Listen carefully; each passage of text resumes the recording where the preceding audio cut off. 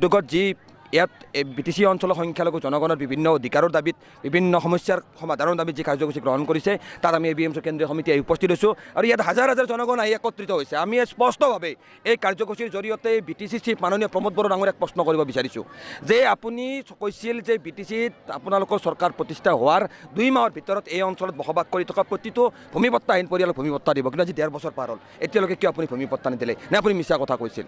কোনো ধৰণৰ কুচকাৱাজ কৰা এতিয়ালৈকে আমি দেখা নাই। আপুনি স্মাৰকপত্ৰ পিছত স্মাৰকপত্ৰ আমি আপোনাক দিছোঁ, বিভিন্ন দাবী জনাইছোঁ বিভিন্ন সময়ত, কিন্তু আপুনি আমাৰ কথা শুনা নাই। আজিৰ তাৰিখত এই BTC অঞ্চলত যিটো ছেকেণ্ড লাৰ্জেষ্ট পপুলেশ্যন ধৰ্মীয় সংখ্যালঘু জনগোষ্ঠীৰ পৰা আজিৰ তাৰিখত আপুনি এজন নমিনেটেড MCLও নিদিলে। BTCত যিখন মাইনৰিটি ডেভেলপমেণ্ট বোৰ্ড গঠন কৰাৰ কথা তেওঁ প্ৰতিশ্ৰুতি দিছিল, নিৰ্বাচনী ইস্তাহাৰত আছিল, এই মাইনৰিটি ডেভেলপমেণ্ট বোৰ্ডখনো আজিৰ তাৰিখত গঠন কৰা নহ'ল। কিয় গঠন কৰা নহ'ল?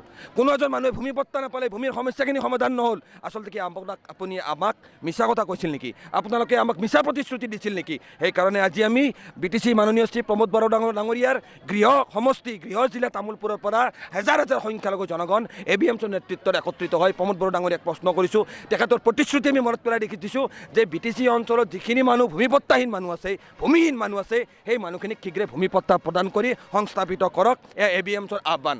নহ'লে এই সংগ্ৰাম আজি ইয়াত খেলপথাৰ হৈছে, অনাগত দিনত সমগ্ৰ BTC অঞ্চলৰ ৰাজপথত কিন্তু সংগ্ৰাম হ'ব।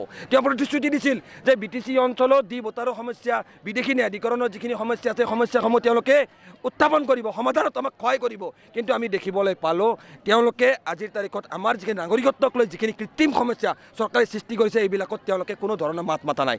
আচলতে কি তেওঁলোক নীৰৱে থাকি প্ৰমোদ বড়ো ডাঙৰীয়াই BTCৰ সংখ্যালঘু মুছলমানৰ ওপৰত যিখিনি অন্যায় অত্যাচাৰ বিজেপি চৰকাৰে কৰি আছে, দি ভোটাৰৰ নামত, বিদেশী ন্যায়াধিকৰণৰ নামত, এইবিলাকৰ ক্ষেত্ৰত যে তেওঁ নীৰৱে আছে, আচলতে নীৰৱে থাকি তেওঁ সমৰ্থন কৰি গৈছে নেকি? প্ৰমোদ বড়ো ডাঙৰীয়াৰ নেতৃত্বতে BTCত সংখ্যালঘুৰ ওপৰত কি অন্যায় অত্যাচাৰ চলিছে নেকি?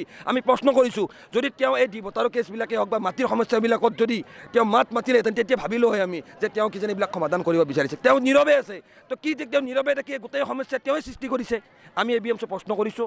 BTC অঞ্চলৰ সংখ্যালঘু জনগণ সজাগ হৈছে, সচেতন হৈছে। আপুনি যোৱাবেলি যেনেকৈ আমাক ঠগিলে, অনাগত দিনত কিন্তু তেনেকৈ ঠগিব নোৱাৰিব। আমাৰ কথা স্পষ্ট, আমি ডাঙৰ ডাঙৰ ভাষণ বিচৰা নাই আপোনাৰ পৰা। আমি বিচাৰিছোঁ ভাৰতৰ সংবিধানে এই অসমত, এই ভাৰতবৰ্ষত যিখিনি সংখ্যালঘু মুছলমান পৰিয়াল বসবাস কৰি আছে, তেওঁলোকৰ ন্যায্য প্ৰাপ্তিৰ অধিকাৰ বিচাৰোঁ, যিখিনি অধিকাৰ সংবিধানে নিশ্চিত কৰিছে।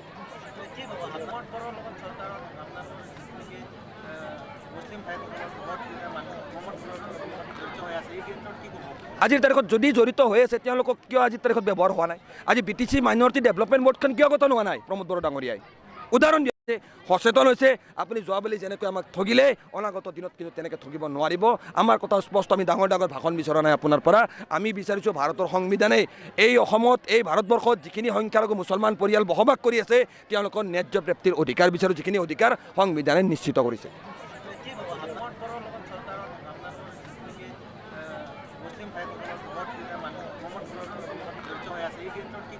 আজিৰ তাৰিখত যদি জড়িত হৈ আছে, তেওঁলোকক কিয় আজিৰ তাৰিখত ব্যৱহাৰ হোৱা নাই? আজি BTC মাইনৰিটি ডেভেলপমেণ্ট বোৰ্ডখন কিয় গঠন হোৱা নাই প্ৰমোদ বড়ো ডাঙৰীয়াই?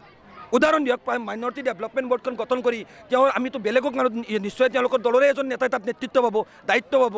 এই দায়িত্বত কিয় পালন কৰা নাই? আজি আমি দেখিবলৈ পাইছোঁ বিভিন্ন ধৰণৰ শাসকীয় দলৰ UPPLৰ সংখ্যালঘু নেতাবিলাকৰ যে মোহভংগ ঘটিছে। তেওঁলোকে কৈছে আমি নিৰাশ হৈছোঁ, জনগণক যি প্ৰতিশ্ৰুতি দিছিলোঁ, প্ৰতিশ্ৰুতি আমি পালন কৰিব পৰা নাই। 2 মাহৰ ভিতৰত মাটিৰ পট্টা দিম বুলি কোৱা চৰকাৰখনে আজিলৈকে সামান্যতম ভূমি জৰীপটো কিয় নচলালে? লেণ্ড ছাৰ্ভেটো কিয় নহ'ল? আমি ABMC এটা জাতীয় সংগঠন, জনগণৰ সমস্যাসমূহ আমি চৰকাৰৰ ওচৰত উত্থাপন কৰাটো আমাৰ দায়িত্ব। চৰকাৰে কৰাৰ প্ৰত্যেকটো ভাল কামত আমাৰ সহযোগিতা ৰাখিব, কিন্তু জনগণৰ সমস্যাৰ প্ৰতি পিঠি দি তেওঁলোকে যদি শাসন চলাব বিচাৰে, আমাৰ হাতততো আৰু বেলেগ ৰাস্তা নাই। ABMC সংগ্ৰামী সংগঠন, BTC অঞ্চলৰ লক্ষ লক্ষ সংখ্যালঘু জনগণৰ একমাত্ৰ জাতীয় সংগঠন ABMC ৰাজপথত ওলাবলৈ আমি বাধ্য।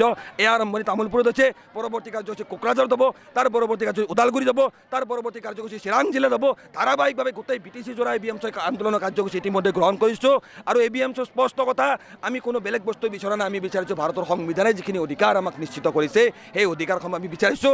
আমাৰ মাটিৰ অধিকাৰ বিচাৰিছোঁ, আমাৰ নাগৰিকত্বৰ অধিকাৰ বিচাৰিছোঁ। শান্তিৰ কথা কয় প্ৰমোদ বড়ো ডাঙৰীয়াই।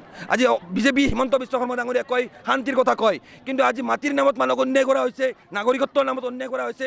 অন্যায় আৰু শান্তি কেনেকৈ একেলগে হেৰি কৰিব, সহাৱস্থান কৰিব, এক্সিষ্টেণ্ট কেনেকৈ কৰিব? সেইকাৰণে আমি আহ্বান, স্পষ্ট কথা, আমাৰ বেলেগ কথা ক'ব লগা একো নাই। আমাৰ অধিকাৰখিনি আপুনি সুৰক্ষিত কৰি দিয়ক। আমি যেনেকৈ আমি চলিবলৈ খাই থাকিম। আমাৰ কথা স্পষ্ট, আমাৰ মাটিৰ অধিকাৰ, যি মূল অধিকাৰ, মাটিৰ অধিকাৰ আৰু নাগৰিকত্বৰ সমস্যাসমূহ আপুনি দূৰ কৰি দিয়ক।